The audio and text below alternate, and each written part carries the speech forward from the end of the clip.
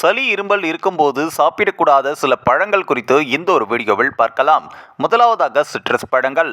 அதிக அமிலத்தன்மை கொண்டதால சளி இருமலின் போது இதை சாப்பிட்டா தொண்டையில எரிச்சல் ஏற்படும், இருமலையும் மோசமாக்கும் அப்படின்னு சொல்லப்படுது. அடுத்ததாக மாம்பழம். சளி இருமலின் போது மாம்பழம் சாப்பிட்டால் அதில் இருக்கக்கூடிய அதிகப்படியான சர்க்கரை வீக்கத்தையும் மோசமாக்கும்.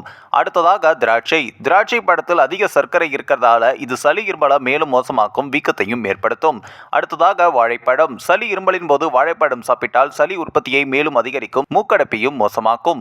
அடுத்ததாக தர்பூசணி. தர்பூசணி குளிர்ச்சி தன்மையுடையதால சளி இருமலின் போது இதை சாப்பிடுவது நல்லதல்ல, இது உடலின் வெப்பநிலை சமநிலையை பாதிக்கும் அப்படின்னு சொல்லப்படுது.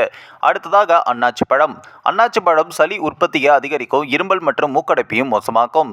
கடைசியாக பேரிக்காய். சளி இருமலின் போது பேரிக்காய் சாப்பிட்டா பிரச்சனை இன்னும் அதிகமாகும், மூக்கடைப்பையும் மோசமாக்கும். இந்த ஒரு வீடியோ குறித்து உங்களுடைய கருத்துக்களை நீங்க மறக்காம கமெண்ட்ஸ்ல சொல்லுங்க. நம்ம சேனலையும் சப்ஸ்கிரைப் பண்றேங்க.